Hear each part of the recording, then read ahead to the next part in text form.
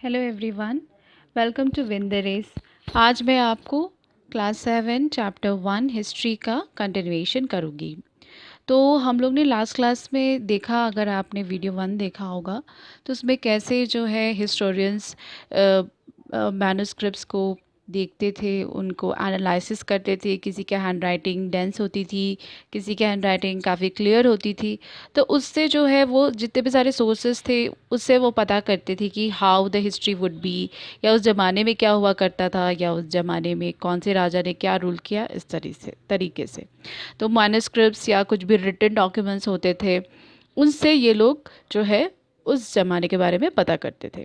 अब हम लोग कंटिन्यू करेंगे ये इस टॉपिक से। New social and political groups. The study of the 1000 years between 700 and 1750 is a huge challenge to historians, largely because of the scale and variety of developments that occurred over the period.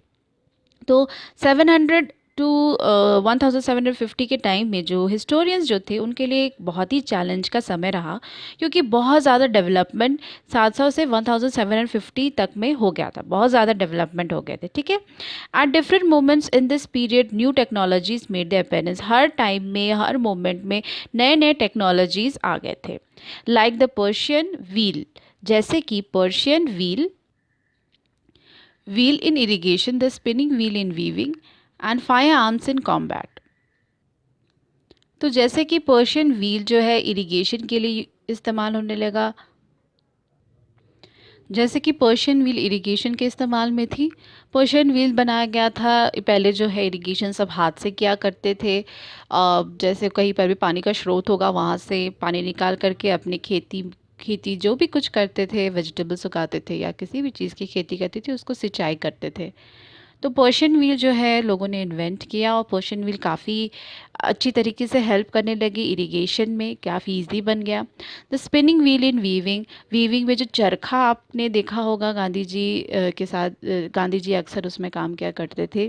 तो जो चरखा, जो उस तरह का जो spinning wheel जो बना उस समय में, हो सकता है डिफरेंट टाइप का होगा वहाँ पर। And fire arms in combat, और फायर आर्म्स जो लड़ाई करने के लिए फायर आर्म्स बनने लगे। फायर आर्म्स मतलब जैसे कि पिस्टल वगैरह जो जिससे आग निकलती है या फिर कुछ भी उसी तरह से। New foods and beverages arrived in the sub continent, नए नए फूड आने लगे, नए नए तरीके दूसरे जगह से फूड्स जो है हमारे देश में जो है इंट्रोड्यूस होने लगे। बेवरेजेस, बेवरेजेस का मतलब होता है जो गर्म पेय पदार्थ जो होती है, जैसे कि चाय हो गया, कॉफ़ी हो गया, इस तरह की चीज़ें। फिर हमारे देश में potatoes, corn, chillies, T and coffee, ये सब भी आए। पोटैटो हमारा देश का नहीं था, वो बाहर से लोगों ने लेकर आया। कॉर्न, चिली, ये सारी चीज़ें, चाय, coffee. Remember that all these innovations, new technologies and crops came along with people. तो देखिए ये जितने भी सारे innovations थे, नए नए टेक्नोलॉजीज़ जो आ रहे थे, ये लोगों के साथ ही आए। Who brought other ideas with them as well, जो लोग कुछ चेंजेस, कुछ नए नए आइडियाज़ भी उसके साथ लेकर आए।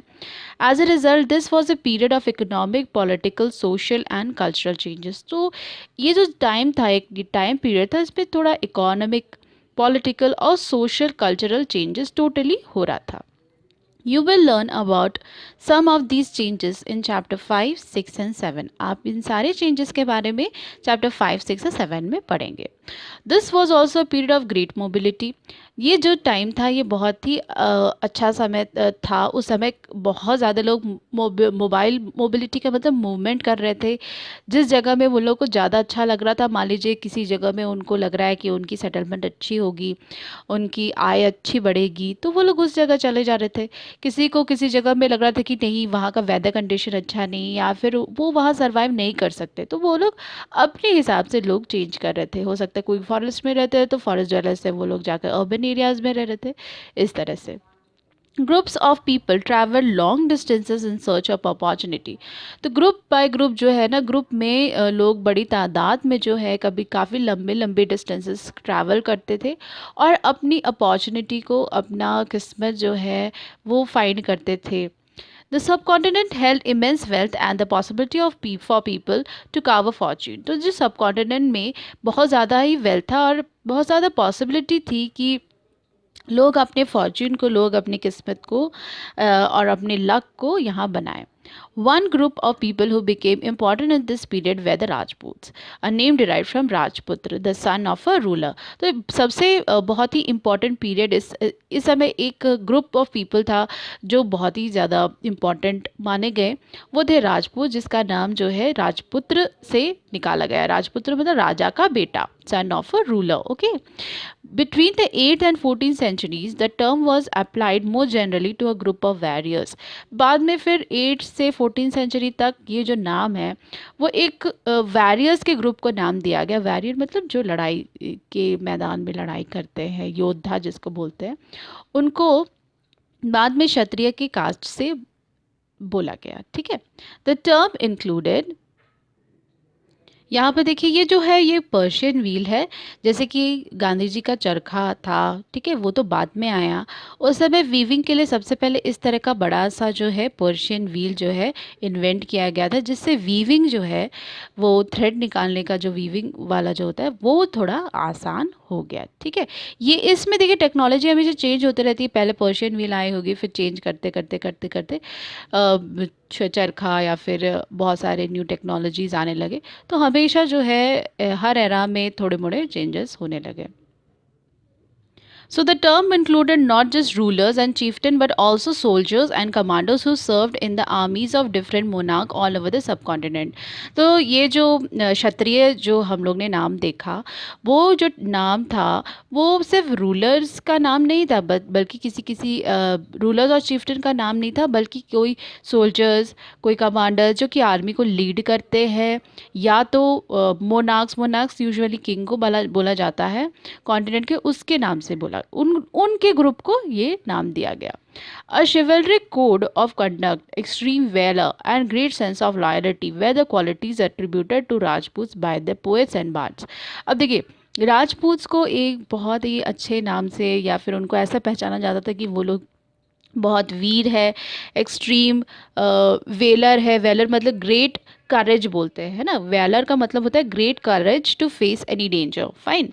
तो वेलर उनमें काफ़ी करेज है, बहुत ही लॉयल है, और उनकी क्वालिटीज़ जो है बहुत ही अच्छे हैं। तो उस ज़माने के जो पोइट्स थे और बार्ड्स थे, बार्ड्स जो होते हैं वो होते हैं a person who composes heroic poem. ठीक है, तो जो बार्ड्स होते हैं वो जो भी राजा जिन्होंने बहुत अच्छा हीरोइक काम किया हो, उनका जो है पोइट्री के द्वारा वो उस चीज़ को डिस्क्राइब करते हैं। Other groups of people, such as the Maratha, Sikh, Jat, Ahoms, and Kshatras, a caste of scribes and secretaries, also used the opportunities of the age to become politically important. अब देखिए, जो राजपूत थे उनको तो बहुत ही वीर शूरवीर माना जाता था, और उसके अलावा जो मराठा, सिख, जट थे और ये लोग थे, ये लोग भी अपना जो है अपॉर्चुनिटी फाइंड करते थे और उसको फुलफ़िल करते थे, ताकि अपना पॉलिटिकली भी अपना एक ओहदा, अपना एक प्लेस जो है सोसाइटी में बना पाए। Throughout this period, there was a gradual clearing of forests and the extension of agriculture, a change faster and more complete in some areas than in others. तो देखिए, पूरा इस पीरियड में जो था क्लियरिंग ऑफ फॉरेस्ट होता है, forest को काटा जा रहा था एग्रीकल्चर के लिए। लोग उस पर या तो एग्रीकल्चर करते थे या तो अपना घर बनाते थे, तो बहुत ज़्यादा फॉरेस्ट जो है वो काटा गया। अ चेंज फास्टर, देखिए ये जो चेंज थी वो बहुत ही फास्टर थी बहुत सारे जगहों में। Changes in the habitat forced many forest dwellers to migrate. अब देखिए, लोगों का जो हैबिटेट है, लोगों का रहने का जगह एंड एवरीथिंग वाज चेंजिंग, तो इसलिए बहुत सारे फॉरेस्ट ड्वेलर्स थे जो जंगल में रहते थे, वो लोग माइग्रेट होकर के दूसरे जगह में जाने लगे।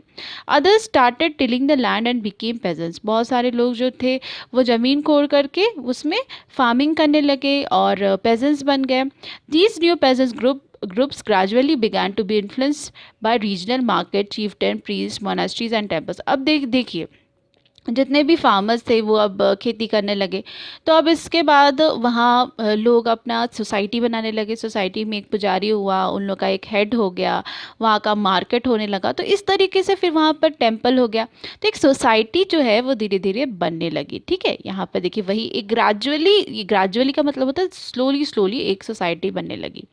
दे became part of large complex societies, जैसे कि मैंने कहा, and they required to pay taxes and other offer goods and service services to local lords. अब जो है ये सोसाइटी के पार्ट बन गए, अब इनको जो है टैक्स पे करना पड़ता था, उनको गुड्स और सर्विसेज देना पड़ता था जो भी लोकल हेड रहते थे, जो लोकल लॉर्ड मतलब लोकल हेड।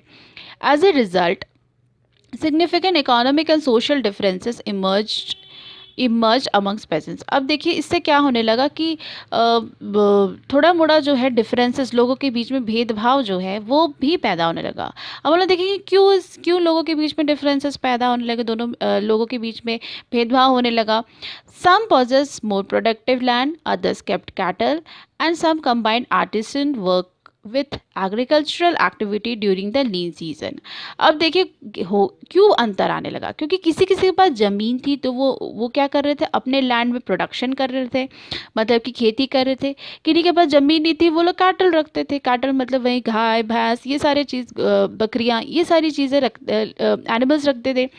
और कुछ कुछ लोग थे जो आर्टिसनल वर्क करते थे, जो पॉटरी वगैरह हो या फिर कुछ उस तरह का चीज़ें वाली काम करते थे विथ एग्रीकल्चर एक्टिविटी। और फिर लोग एग्रीकल्चर एक्टिविटी के साथ साथ भी ये सारे काम करते थे during the lean season. Lean season मतलब जो जब खेती बहुत ही अच्छी नहीं होती है उसको बोलते हैं लीन। का ऐसे नॉर्मल मतलब लीन एंड थिन बोला जाता है किसी इंसान को, अगर वो बहुत पतला है तो उसको लीन एंड थिन बोला जाता है। तो लीन सीजन का मतलब यहाँ पर इस्तेमाल किया गया है कि जब खेती अच्छी नहीं होती थी तब लोग एक्स्ट्रा काम भी किया करते थे।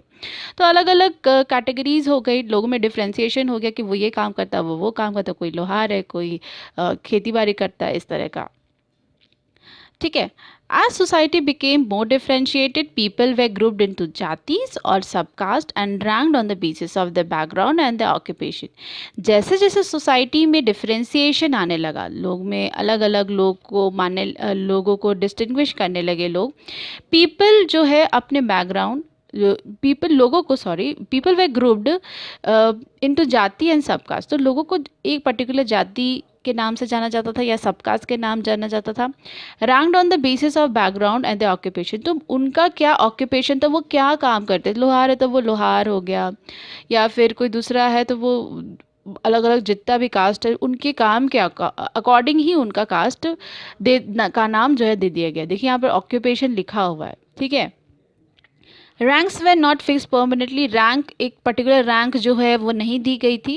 And varied according to the power. लोगों में जो थी वो अलग अलग रैंकिंग जो थी वो नहीं, कोई भी फिक्स्ड रैंकिंग नहीं दी गई थी और सबका पावर के अकॉर्डिंग उनकी जाति फिक्स की गई थी। Influence and resources control by member of jati. The status of the same jati could vary from area to area. अब देखिए जो अर्र लोगों की जो जाति थी उसका जो स्टेटस था वो हर एरिया में अलग था। हो सकता है किसी जगह में किसी एक जाति को ऊंचा माना जा रहा है तो किसी दूसरे जगह में उस जाति को उतना लेवल, उतना स्टेटस नहीं दिया जा रहा हो। Jatis framed their own rules and regulations to manage the conduct of their members। जितनी भी जातियाँ थी अलग अलग, वो लोग अपने रूल्स एंड रेगुलेशंस बनाया करते थे ताकि अपने लोगों को कंट्रोल कर सकें। These regulations were enforced by an assembly of elders described in some areas as the जाति पंचायत। ये जितनी भी जातियाँ थी उन सब के लीडर्स जो थे, कुछ एल्डर्स पीपल रहते थे जो बुजुर्ग होते थे, वो इन सबको हेल्प करते थे कंट्रोल करने के लिए या फिर उनको चलाने के लिए। और इन जितने भी सारे एल्डर्स थे बेसिकली किसी किसी जगह में इनको जाति पंचायत के नाम से भी जाना गया है। But jatis were also required to follow the rules of the villages. लेकिन जितनी भी जातियाँ थी वो जो भी विलेज में रहते थे उनके जो हेड है, उनको जो विलेज का जो नियम है, गांव का नियम को मानना भी बहुत ज़रूरी हो गया था। Several villages were govern by chieftain. और जो जितने भी सारे विलेज थे उसके हेड कौन थे, चीफ्टेन लोग रहते थे। Together they were only one small unit of A state. तो ये मिल करके जितने भी सारे विलेज थे वो एक छोटे से यूनिट ही बेसिकली रहते थे एक स्टेट के। ठीक है। अब हम लोग पढ़ेंगे रीजन एंड एम्पायर। कैसे रीजन जो है वो एक्सपैंड हुई, कैसे एक राजा का एम्पायर जो पूरा साम्राज्य है वो बढ़ा। Large states like those of Cholas ये चैप्टर 2 में आप देखेंगे। तुगलक्स चैप्टर 3 में पढ़ेंगे और मुगल्स ये आप चैप्टर 4 में पढ़ेंगे। encompassed many regions। तो ये छोलास, तुगलक, मुगल्स और मुगल्स, ये इन लोगों ने काफ़ी ज़्यादा जो रीजन को कैप्चर किया। Sanskrit prashasti, see in chapter 2 for example of a prashasti praising the Delhi sultan Ghiyasuddin Balban. तो एक संस्कृत के प्रशस्ति थे, उन्होंने गियाजुद्दीन तुगलक का जो है बहुत ही प्रेज़ किया, उनकी बड़ाई की। Delhi sultan Ghiyasuddin Balban explain that he was the ruler of a vast empire. उन्होंने एक्सप्लेन किया कि वो जो है रूलर थे बहुत ही बड़े एम्पायर के, जो कि स्ट्रेच कहाँ से कहाँ तक था, Bengal, Gauda in the east to Ghazni, Ghazna in Afghanistan in west and included all of South India, Dravida. People of different regions, Gauda, Andhra, Kerala, Karnataka, Maharashtra and Gujarat apparently fled before his armies। तो बहुत सारी जगह के जो लोग थे वो उसके सामने से भाग गए। ठीक है। Historians regard these as exaggerated claims of conquest। historians जो भी बोलते हैं कि जो कुछ भी लिखा हुआ है उसमें बहुत एग्जैजरेशन है, बहुत मतलब कि बहुत बड़ा चढ़ा करके लिखा हुआ है इन कॉन्क्वेस्ट के बारे में। जितनी भी सारी जीत है उसके बारे में बहुत बड़ा चढ़ा के लिखा गया है। At the same time they try to understand why rulers kept claiming to have control over different parts of the subcontinent. और फिर बहुत सारे हिस्टोरियंस ने फिर ये भी क्लेम किया है कि क्यों अलग अलग रूलर्स जो थे वो लोग अपना क्लेम करते थे कि हम कैसे अलग अलग जगहों पे जो किस तरह से अपना कंट्रोल बनाएं। यहाँ पे देखिए क्या है, लैंग्वेज एंड रीजन।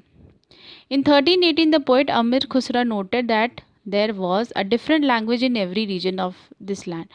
तो अमीर खुसरो एक पोएट थे, उन्होंने बोला कि हर लैंड का अलग अलग लैंग्वेज था। सिंधी, लाहौर, कश्मीरी, फिर Dvarasamudri in southern Karnataka, Telangani in Andhra Pradesh, Gujari in Gujarat, Maabari in Tamil Nadu, Gauri in Bengal, Awadhi in eastern Uttar Pradesh and Hindawi in the area of Delhi. तो अलग अलग जगह में अलग अलग लैंग्वेज बोला करते थे लोग।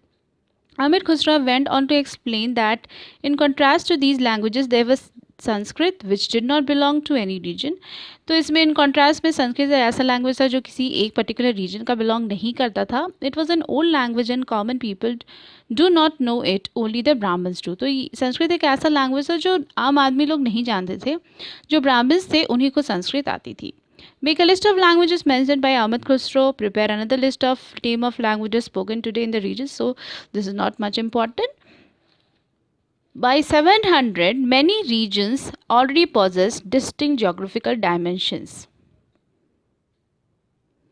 तो by 700 many regions already possess distinct geographical dimension and their own language and cultural characteristics। तो 700 तक बहुत सारी जगहों ने अपना अपना लैंग्वेज, अपना अपना एरिया, कल्चर सब कुछ सब ने एक्वायर कर लिया था। You will learn more about these in chapter 9। आप चैप्टर 9 में इन सब चीज़ों के बारे में और ज़्यादा अच्छे से पढ़ेंगे। They were also associate with specific ruling dynasty. हर एरिया का एक पर्टिकुलर रूलर था। There was considerable conflict between this states. और अलग अलग स्टेट जो है छोटी छोटी बातों पे या कुछ चीज़ों के बारे में ये लोग लड़ाई भी किया करते थे। Occasionally dynasties like the Cholas, Khaljis, Tughluqs and Mughals were able to build an empire that was pan regional spanning diverse region. तो ये सारे जो डायनेस्टीज थे, छोलास, खालजी, तुगलक एंड मुगल्स, ये लोग जो थे एक अपना एक एम्पायर बनाते थे जिसको बोला जाता था पैन रीजन। पैन रीजन मतलब जोग्राफिकल एरिया का अपना एक एम्पायर बनाते थे, स्पैनिंग डाइवर्स रीजन। और फिर ये लोग अपना रीजन को बढ़ाते भी जाते थे। Not all these empires were equally stable और सक्सेसफुल। और देखिए हर एक एम्पायर जो भी राजा अपना बनाता था, अपना क्षेत्रफल जो बनाता था, वो हर राजा जो है सक्सेसफुल नहीं होता था, वो रीजन सक्सेसफुल नहीं होता था। Compare for example table 1 in chapter 3 and 4। What was the duration of rule of Khalji and Mughal dynasty. तो यहाँ पर टेबल 1 इन चैप्टर 3 और 4 में वो रहने दीजिए, बाद में आप लोग देख लीजिए। उसमें आप कंपेयर करिएगा कि खालजी और मुगल डायनेस्टी का कितने से कितने समय तक उसका रूलिंग टाइम था। When the Mughal Empire declined in the 18th century, it led to the re-emergence of regional states। तो जब मुगल एम्पायर 18th सेंचुरी में जब वो डिक्लाइन कर गई, उसका अंत हो गया, तो क्या हुआ, उस रीजनल स्टेट में फिर से री एमर्जेंस हुआ। But years of imperial pan-regional rule had altered the characters of regions. Across most of the subcontinent, the regions were left with the legacy of the big and small states that are rule over them. तो देखिए बहुत सारे reason में दूसरे दूसरे जो लोग आए, लेकिन उसकी जो लेगेसी है, लेगेसी का मतलब होता है विरासत से जो पहले से जो थी वही ज़्यादातर तक कंटिन्यू होती थी, चाहे वो बिग हो या स्मॉल स्टेट हो। ठीक है। This was apparently in the emergence of many distinct and shared traditions in the realms of governance, the management of the economy, elite cultures and language. तो ये जो था यहाँ पर this was apparent emergence of many distinct and shared tradition। तो बहुत सारे जो डिस्टिंक्ट शेयर ट्रेडिशन जो वहाँ पर होते थे, रियाम्स ऑफ गवर्नमेंट, बहुत सारे क्षेत्र जहाँ पर गवर्नेंस कैसा रहा, management of the economy, economy कैसी मैनेजमेंट उसकी होती थी, एलीट कल्चर्स, वहाँ पे बहुत ही एलीट कल्चर्स जो कि सुपीरियर जो लोग, जो ग्रुप ऑफ पीपल जो कि सुपीरियर कहा जाता है उसको एलीट बोला जाता है। And language through the 1000 years between 700 and 1750, the character of the different regions did not grow in isolation। तो इस समय में बहुत सारा जो रीजन्स का जो कैरेक्टर था वो एकदम आइसोलेशन में नहीं ग्रो हुआ, अलग अलग तरीके से नहीं ग्रो हुआ। These regions felt the impact of larger pan regional forces of integration without ever quite losing that distinctiveness. तो ये जितने भी सारे जगह थे वो अपना पैन रीजनल जो था, मतलब उनकी विरासत से जो मिली हुई जो भी कल्चर थी, जो भी रिलीजन था, जो भी आइडियाज़ थे, वो इसको कंटिन्यू करने लगी और अपना जो एक आइडेंटिटी है उसको ईज़िली जो है लूज़ नहीं की, जिससे कि पता चला कि ये रीजन की डिस्टिंक्शन ऐसी है, दूसरे रीजन की डिस्टिंक्शन ऐसी। मतलब डिस्टिंक्टिवनेस मतलब क्या होता है, इजीली आप इस जगह को मतलब बोल सकते हैं हाँ ये पंजाबी एरिया या फिर ये मुगलों का जगह है, ये चोला डायनेस्टी उस तरह का। तो ये लोग अपने जो कल्चर इसको फॉलो करते रहे, जिससे कि हर रीजन का डिफरेंसेस पता लगा। डिफरेंसेस मतलब हर रीजन इजीली डिस्टिंग्विशेबल हो गया। तो आज की क्लास के हम लोग इतने ही पढ़ेंगे। हम लोग नेक्स्ट पार्ट में, जो कि आपकी थर्ड पार्ट होगी, इस चैप्टर को पूरी तरह से कंप्लीट कर लेंगे। Thank you class. Thank you everyone.